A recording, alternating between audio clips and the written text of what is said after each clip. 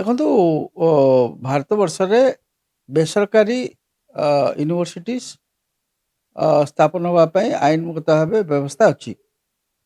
ଓଡ଼ିଶାରେ ଅନେକ ବେସରକାରୀ ୟୁନିଭର୍ସିଟି ଡିମ୍ଡ ୟୁନିଭର୍ସିଟି ଯାହା କୁହାଯାଉଛି ସେଗୁଡ଼ା କାମ କରୁଛି ଏବଂ ଦେଶ ବିଦେଶର ବହୁତ ପିଲା ମଧ୍ୟ ଆକର୍ଷିତ ହୋଇକରି ଓଡ଼ିଶା ଆସୁଛନ୍ତି। ଏଇଟା ଓଡ଼ିଶା ପାଇଁ ଗୋଟେ ଗର୍ବର କଥା। ଓଡ଼ିଶା ବିକାଶରେ ଏହି ଶିକ୍ଷାନୁଷ୍ଠାନ ମାନଙ୍କର ମଧ୍ୟ ଯୋଗଦାନ ରହିଛି ଏବଂ ଓଡ଼ିଆ ଲୋକମାନେ ଯେତେବେଳେ ଏଜୁକେସନ୍ ଇନଷ୍ଟିଚ୍ୟୁଟ୍ କରିବେ ବା ୟୁନିଭର୍ସିଟି କରିବେ, ଆମେ ଓଡ଼ିଆ ହିସାବରେ ସେମାନଙ୍କୁ ସହଯୋଗ କରିବା କଥା ଏବଂ ସହଯୋଗ କରିବା। ଦ୍ୱିତୀୟ କଥା ଆସୁଛି ଶୈକ୍ଷିକ ବାତାବରଣ କେମିତି ସେଠି ରହୁଛି। ସେ ଶୈକ୍ଷିକ ବାତାବରଣ ରାଜ୍ୟ ସରକାରଙ୍କର ବିଶେଷ ସେଥିରେ କିଛି ଭୂମିକା ନାହିଁ। ତାକୁ ୟୁନିଭର୍ସିଟି ଗ୍ରାଣ୍ଟ କମିଶନ ତାଙ୍କୁ ରାଙ୍କିଙ୍ଗ କରୁଛନ୍ତି, ପ୍ରତିବର୍ଷ ରାଙ୍କ ଦେଉଛନ୍ତି। ଯଦି ଅଧିକା ରାଙ୍କ ଯେଉଁ ୟୁନିଭର୍ସିଟି ମାନେ ପାଉଛନ୍ତି, ସରକାରୀ ହୁଅନ୍ତୁ ବେସରକାରୀ ହୁଅନ୍ତୁ, ସେଠିକି ଅଧିକ ପିଲା ଆସୁଛନ୍ତି। ନ୍ୟାସନାଲ ଲେଭେଲ ହଉ ଇଣ୍ଟରନ୍ୟାସନାଲ ହଉ ବିଭିନ୍ନ ରାଜ୍ୟରେ ହଉ ସେମାନେ ଆସୁଛନ୍ତି, କାରଣ ରାଙ୍କିଙ୍ଗ ଦେଖିକିରି ପିଲାମାନେ ଆଡ଼ମିସନ୍ କରୁଛନ୍ତି।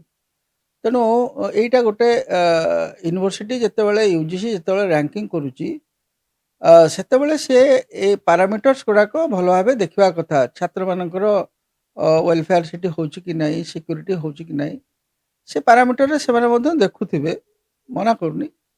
ତ ମୋଟାମୋଟି ଭାବେ ଯେଉଁ ପ୍ରାଇଭେଟ୍ ୟୁନିଭର୍ସିଟି ମାନଙ୍କର ଯେଉଁ ବିଜନେସ୍ ସେଇଟା ରାଜ୍ୟ ସରକାର ଦେଖନ୍ତି ନାହିଁ। ତେଣୁ ଏଠି ରାଜ୍ୟ ସରକାରଙ୍କର ବିଶେଷ ଭୂମିକା ସେଥିରେ କିଛି ନାହିଁ। କଥା ହେଉଛି ଯେତେବେଳେ ଗୋଟେ ଲ ଆଣ୍ଡ ଅର୍ଡ଼ର ବାହାରୁଛି ଏଇସବୁ ଜାଗାରେ, ଯେମିତି କିଟ୍ରେ ଯେଉଁ ଲ ଆଣ୍ଡ ଅର୍ଡ଼ରଟା ବାହାରିଲା, ଜଣେ ଛାତ୍ରୀ ସୁଇସାଇଡ୍ କରିଦେଲେ। ସେ ସୁଇସାଇଡ୍ କଲା ଫଳରେ ତାର ଗୋଟେ କ୍ରିମିନାଲ ପ୍ରୋସିଡିଙ୍ଗସ୍ ଦିଗ ରହିଛି। ସେ କେମିତି ତାଙ୍କର ପୋଷ୍ଟମର୍ଟମ୍ ହେବ, ତାଙ୍କର ଫରେନ୍ସିକ୍ ଟେଷ୍ଟ ହେବ, ତାଙ୍କ ଡେଡ୍ ବଡି କେମିତି ତାଙ୍କ ପରିବାରକୁ ହସ୍ତାନ୍ତର ହେବ, ଏସବୁ ବିଷୟ ଗୋଟେ ଦିଗ ରହିଛି ଯେଉଁଟାକି ପୋଲିସ ସେଇଟା କରୁଛି ଏବଂ ପୋଲିସ ସେଇଟା ଭଲ ଭାବରେ ମଧ୍ୟ ସମ୍ପାଦନ କରିବା ବୋଲି ଧାରଣା ଲୋକଙ୍କ ପାଖକୁ ଯାଉଛି। ଯଦି ତାଙ୍କ ପରିବାର ସେ ବିଷୟରେ ସନ୍ତୁଷ୍ଟ ନୁହଁ, ସେମାନେ କୋର୍ଟ ଅଫ୍ ଲକୁ ମଧ୍ୟ ଯିବେ। କିନ୍ତୁ ଯାହା ଦେଖାଯାଉଛି ପରିବାର ବୋଧେ ଏ ପରିସ୍ଥିତି ଉପରେ ନିର୍ମାଣ ଅଛନ୍ତି। ତେଣୁ ସେମାନେ ପ୍ରୋସିଡିଙ୍ଗସ୍କି ଅପେକ୍ଷା କରିବେ। ଯାହା ତ ହେଲେ କେସ୍ ହେବ, କେସ୍ରେ ଅଭିଯୁକ୍ତ ବନ୍ଧା ହେଇଛନ୍ତି, ତେଣୁ ତାଙ୍କ ଉପରେ କାର୍ଯ୍ୟାନୁଷ୍ଠାନ ହେବ। ଇଏ ଗୋଟେ ଲିଗାଲ ପ୍ରୋସିଡିଙ୍ଗସ୍ ଚାଲିବ। ଦ୍ୱିତୀୟ ଆସ୍ପେକ୍ଟ ଯେଉଁଟା ଆମେ ଦେଖୁଛୁ ସେଇଟା ହେଉଛି ପୋଷ୍ଟ ଡେଥ୍ ରିଆକ୍ସନ୍। ଯେଉଁଟା ସବୁ ଗୋଟେ ଡେଥ୍ ହେଇଗଲା ପରେ ପିଲାମାନେ ଯେତେବେଳେ ରହିବେ ଗୋଟେ ହଷ୍ଟେଲରେ, ସରକାରୀ ବିଦ୍ୟାଳୟରେ କି ସରକାରୀ କଲେଜ ହଉ ବେସରକାରୀ କଲେଜ ହଉ, ପିଲାମାନେ ଗୋଟେ ନିଶ୍ଚିତ ଭାବେ ରିଆକ୍ଟ କରିବେ, କାହିଁକି ସେମାନେ ତାଙ୍କର ବନ୍ଧୁ ଜଣେ ଚାଲିଗଲା। ତେଣୁ ପିଲାମାନଙ୍କର ଯେତେବେଳେ ଯେଉଁ ରିଆକ୍ସନଟା ହେବ, ବନ୍ଦ ହେବ, ବାଡ଼ପିଟା ଭଙ୍ଗାଭଙ୍ଗି ସେମାନେ କରିବେ, ଏଇ ଯେଉଁ ସିଚୁଏସନ୍ ହୁଏ, ସେଥିପାଇଁ ଗୋଟେ ଅନୁଭୂତି ସମ୍ପନ୍ନ ମ୍ୟାନେଜମେଣ୍ଟ ପ୍ରୋଟୋକଲ୍ ସେଠି ଦରକାର। ଏମିତି ଗୋଟେ ସିଚୁଏସନ୍ ହେଲେ ପ୍ରୋଟୋକଲ୍ଟା କ'ଣ, କେଉଁଠି ରାଜ୍ୟ ସରକାରଙ୍କ ସହିତ ସେମାନେ କଥାବାର୍ତ୍ତା କରିବେ ଲ ଆଣ୍ଡ ଅର୍ଡ଼ର ଏନଫୋର୍ସମେଣ୍ଟ ପାଇଁ, ସେପଟେ ତାଙ୍କ ସହିତ କେମିତି ନେଗୋସିଏସନ୍ କରିବେ, ଏଇ ଯେଉଁ ବ୍ୟବସ୍ଥା ଗୁଡ଼ାକ ସେଇଠି ବୋଧେ ଏଇ ଯେଉଁ ବ୍ୟବସ୍ଥାରେ କେଉଁଠି ଗୋଟେ ଲାପସେସ୍ ରହିଲା, ଯାହାଫଳରେ ସେଠି ଯେଉଁ ଷ୍ଟୁଡେଣ୍ଟକୁ ନେଇକରି ଯେଉଁ ପରବର୍ତ୍ତୀ ମୂର୍ତ୍ତିକୁ ନେଇକି ଯେଉଁ ରିଆକ୍ସନ୍ ଆସିଲା ଛାତ୍ରଛାତ୍ରୀଙ୍କ ମଧ୍ୟରେ, ତାକୁ ଯିଏ ଥିଲେ ୱେଲଫେୟାର, ଷ୍ଟୁଡେଣ୍ଟ ୱେଲଫେୟାର ହଉ କି ଓଭରଅଲ୍ ମ୍ୟାନେଜମେଣ୍ଟରେ ସେମାନେ ଯେଉଁ ଅଫିସର ମାନେ ସେଠି ଥିବେ ବା ଯେଉଁ କର୍ମଚାରୀ ମାନେ ସେଠି ଥିବେ, ସେମାନେ ସେଇଟାକୁ ପ୍ରପରଲି ମ୍ୟାନେଜ ନ କରିବା ଯୋଗୁଁ ଏଇ ପରିସ୍ଥିତି ବାହାରିଲା। ଯାହାଫଳରେ ସେପଟୁ କିଛି ନେପାଳୀ ଛାତ୍ରଛାତ୍ରୀ ମାନେ ନିଜକୁ ଅସୁରକ୍ଷିତ ମନେ କରିବା, ଛାଡ଼ିକିରି ପଳେଇବା, ଏସବୁ ପରିସ୍ଥିତି ସେଠି ସୃଷ୍ଟି ହେଲା।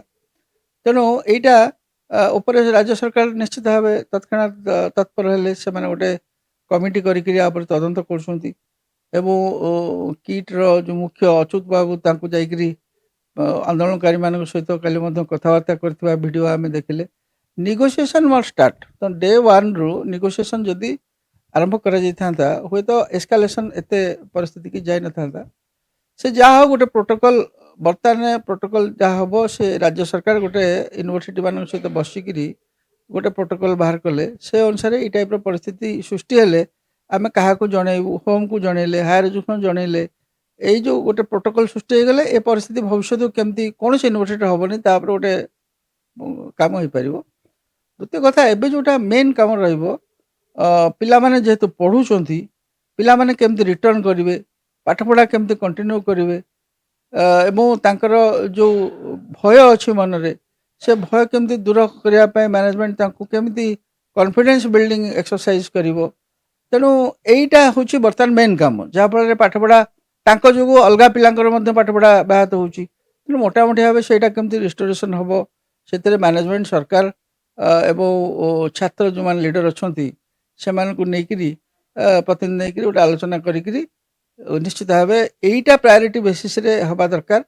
ଏବଂ ସିଏ ଯିଏ ଆତ୍ମହତ୍ୟା କଲେ ସିଏ କେମିତି ନ୍ୟାୟ ପାଇବେ, ତାଙ୍କର କେମିତି ପ୍ରୋସିଡ଼ିଂସ୍, ଲିଗାଲ୍ ପ୍ରୋସିଡ଼ିଂସ୍ ଚାଲିବ ଏବଂ ତାଙ୍କ ପରିବାର କେମିତି ନ୍ୟାୟ ପାଇବ, ସେଇଟା ଯଦି ଠିକ୍ ଲାଇନ୍ରେ ଚାଲିବ ଅନ୍ୟ ଲୋକ ମଧ୍ୟ ସେ ଦିଗରେ ଆଉ ସେମିତି ଡାୟାର କନସିକ୍ୱେନ୍ସେସ୍ ହେବେନି। ଆଉ ଗୋଟେ ଯେଉଁ ଏଲିମେଣ୍ଟ, ଯେଉଁଟା ମେଜର ଏଲିମେଣ୍ଟ ଆସୁଛି ଆଜିକାଲି ଛାତ୍ରଛାତ୍ରୀମାନଙ୍କର, ଆଗକାଳରେ ଆମେ ପଢ଼ିଲା ବେଳେ ଛାତ୍ରଛାତ୍ରୀ ଏବଂ ଶିକ୍ଷକ ଶିକ୍ଷୟିତ୍ରୀ ଯେମିତି ଗୋଟେ ସମ୍ପର୍କ ଥିଲା, ଛାତ୍ରଛାତ୍ରୀମାନେ ଯେମିତି ଡରୁଥିଲେ, ପାଠପଢ଼ାରେ ବେଶୀ ମନୋନିବେଶ କରୁଥିଲେ, ଇଭିନ୍ ଖେଳକୁଦ ବି କରୁନଥିଲେ। ଆଜିକାଲି ସେ ପରିବେଶ ନାହିଁ, ଏଇଟାକୁ ମଧ୍ୟ ଆମେ ମାନିବାକୁ ପଡ଼ିବ। ତେଣୁ ଆଜିକାଲି ଛାତ୍ରଛାତ୍ରୀମାନେ ବେଶୀ ସ୍ୱାଧୀନତା ଚାହୁଁଛନ୍ତି, ସମସ୍ତଙ୍କ ପାଖେ ମୋବାଇଲ ଫୋନ୍, ସମସ୍ତେ ଚାହୁଁଛନ୍ତି ଫ୍ରି କଲଚର, ସମସ୍ତେ ଚାହୁଁଛନ୍ତି ଆମେ ଏତେ ଆମକୁ କଣ୍ଟ୍ରୋଲ କରା ନ ଯାଉ। ଏଇ ଯେଉଁ ପ୍ରକାର ଗୋଟେ ଲିବରାଲ ଆଟମସ୍ଫିୟର ଏବେ ୟୁନିଭର୍ସିଟି ମାନଙ୍କରେ ପ୍ରାଇଭେଟ ହଉ ସରକାରୀ ହଉ ଗୋଟେ ସୃଷ୍ଟି ହେଇଛି, ଏଇ ଲିବରାଲ କ୍ଲାଇମେଟଟା ଗୋଟେ କୌଣସି ନା କୌଣସି ଗୋଟେ ଡେଭିଏସନ୍ ଏଇସବୁ ଜିନିଷକୁ ଛାତ୍ରଛାତ୍ରୀମାନଙ୍କର ସୃଷ୍ଟି କରୁଛି। ଏବଂ ଆକୁ ନେଇକରି ଧରନ୍ତୁ ଗୋଟେ ଲଭ୍ ଆଫେୟାର୍ସ ହେଇଗଲା, ସେଠି ଜଣେ ଦୁଇ ଜଣ ସାଙ୍ଗଙ୍କ ଭିତରେ ସେଇଟା ଗୋଟେ କେଉଁ ରୂପ ନେବ, ଆଗକାଳରେ ସେମିତି ହେଉନଥିଲା, ସେମିତି ହେଉଛି। ତେଣୁ ସେଠି ମୋତେ ଲାଗୁଛି any distress counselling centre, mental health centre ଗୋଟେ ଗୋଟେ ଖୋଲନ୍ତୁ ଏବଂ ମେଣ୍ଟାଲ ହେଲ୍ଥ ସେଣ୍ଟର ମଧ୍ୟ ସରକାର ତାଙ୍କୁ ପ୍ରପୋଜାଲ୍ ଦିଅନ୍ତୁ। ସରକାରୀ ୟୁନିଭର୍ସିଟି ଖୋଲୁ ସରକାରୀ ପଇସାରେ, ପ୍ରାଇଭେଟ୍ ୟୁନିଭର୍ସିଟି ଖୋଲୁ ପ୍ରାଇଭେଟ୍ ପଇସାରେ। କାଉନସେଲିଂ ଯଦି ଆମେ କରିପାରିଥାନ୍ତି ବା ଯଦି କାଉନସେଲିଂ ସିଷ୍ଟମଟା ଆଭେଲେବୁଲ୍ ହେବ, ଯେମିତି ନର୍ମାଲ କେସ୍ରେ କାଉନସେଲିଂ ଦିଆଯାଏ, ଯଦି ଆଭେଲେବୁଲ୍ ହେବ ତାହେଲେ ଛାତ୍ରଛାତ୍ରୀମାନେ କୌଣସି ଗୋଟେ ହଠାତ୍ ସକରେ ପଡ଼ିଗଲେ ସେମାନେ ସୁଇସାଇଡ୍ କରିବେନି, ସେ ଫାଷ୍ଟ ସେଣ୍ଟରଟାକୁ ପହଞ୍ଚିବେ ଏବଂ ତାଙ୍କର ଯେଉଁ ମାନସିକ ଯେଉଁ ଟ୍ରମା ରହୁଛି ବା ମାନସିକ ସକ୍ ରହୁଛି ସେଥିରୁ ଲାଘବ ହେବେ। ଏବଂ ଏ ବୟସଟା, ଯେଉଁ ବୟସଟାରେ ବିଭିନ୍ନ ପ୍ରେସର, ଏଇ ଛାତ୍ର ବୟସରେ ବିଭିନ୍ନ ପ୍ରେସର ଆସେ, ଏମ୍ପ୍ଲୟମେଣ୍ଟ ହଉ, ପାଠପଢ଼ା ର୍ୟାଙ୍କିଙ୍ଗ ହଉ, ଲଭ୍ ରିଲେସନସିପ୍ ହଉ, ଫ୍ରେଣ୍ଡସିପ୍ ହଉ, ସେଇଟା କେଉଁଠି ନା କେଉଁଠି ନିଶ୍ଚିତ ଭାବେ ସମାଧାନ କରିହେବ ଏବଂ ଛାତ୍ରଛାତ୍ରୀମାନେ ଭଲରେ ଶିକ୍ଷାଦାନ କରିପାରିବେ। ଏବଂ ଆଗକୁ ମଧ୍ୟ ଯଦି ବିଭିନ୍ନ ୟୁନିଭର୍ସିଟି ଖୋଲେ ଓଡ଼ିଶାରେ, ବହୁତ ଆଜିକାଲି ଶିଳ୍ପ ଆସିବେ, ବିଭିନ୍ନ ୟୁନିଭର୍ସିଟି, ପୁରୀ ଧର ବେଦାନ୍ତ ଗୋଟେ ୟୁନିଭର୍ସିଟି କରିଥାନ୍ତା, କାଲି ସେ ଖୋଲିବ। ତେଣୁ ଓଡ଼ିଶାରେ ଗୋଟେ ୟୁନିଭର୍ସିଟି ଖୋଲୁଛନ୍ତି, ଯେଉଁଟାକି ଭଲ କଥା। ଏଇଟାରେ ସରକାରଙ୍କ ସହିତ ମିଶିକିରି ଗୋଟେ କୋର୍ଡ଼ିନେସନ୍ କରି ସେମାନେ ଯଦି ଗୋଟେ ଏଇସବୁ ପ୍ରୋଟୋକଲ୍ସ, ଯେଉଁଠି ଯାହା ଆକ୍ସିଡେଣ୍ଟରୁ ଯାହା ଶିଖାଯାଉଛି ମିଳୁଛି, ସେ ପ୍ରୋଟୋକଲ୍ ଗୁଡ଼ାକ ଯଦି ଗୋଟେ ସରକାର କରିପାରିବେ, ତାଙ୍କ ସହିତ ବସିକି ୟୁନିଭର୍ସିଟି କରିପାରିବେ, ନିଶ୍ଚିତ ଭାବେ ପିଲାମାନଙ୍କର କ୍ୟାରିୟର ଭଲ ରହିବ ଏବଂ ପିଲାମାନେ ସୁସ୍ଥରେ ପାଠଶାଠ ପଢ଼ିପାରିବେ।